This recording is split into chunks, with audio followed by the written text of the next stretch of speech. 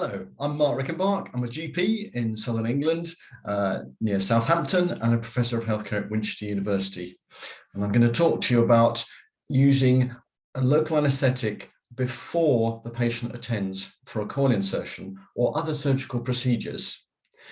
The message is that self-administered local anaesthetic before coil insertion or other surgical procedures like toe surgery is an option that could be discussed with patients.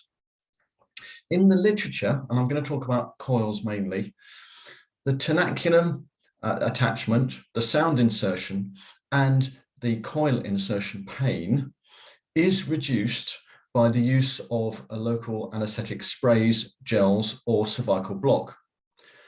But there's very little in the literature about the ideal timing, other than to say if you do it at the time of the insertion, you need to wait at least 3 minutes for the gel to work. And that can be quite a wait. We've looked at 25 consecutive patients recently, and 17 of those had Emla cream or lidocaine, prilocaine cream at least 30 minutes before the coil insertion.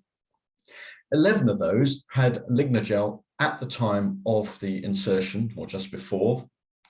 And 2 patients actually had both, one because they were anxious and the other because the packet was already opened. 4 of these were nulliparous and 4 needed thread retrievers, which is unusual, but I've been doing practice coil insertions for some 30 years now.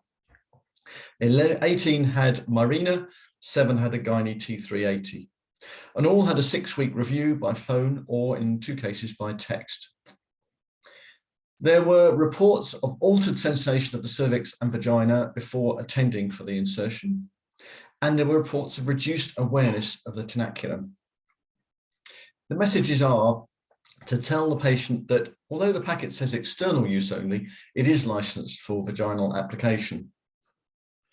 And the pros of this procedure, well, first of all, patients can self-apply.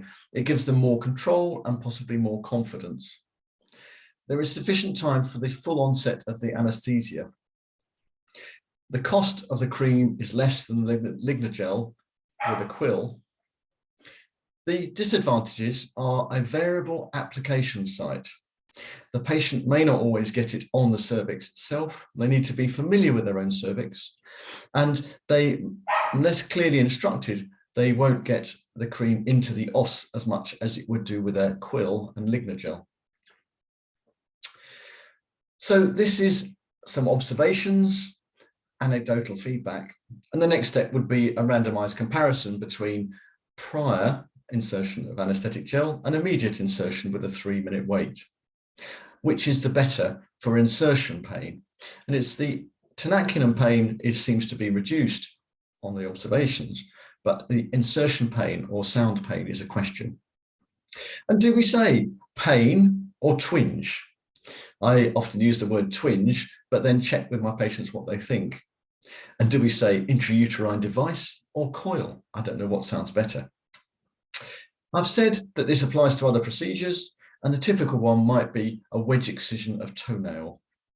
And in this case, I would suggest the patient wraps the cream, Emla cream, around the toe, particularly at the base of the toe where the ring block would be applied, and uses something like a clear cling film to keep it in place. And this reduces the skin awareness of the insertion of the needle, although it may not make a difference to deeper pain. Again, that would need more research. The same principles might be applied in other procedures, such as incisions or excisions.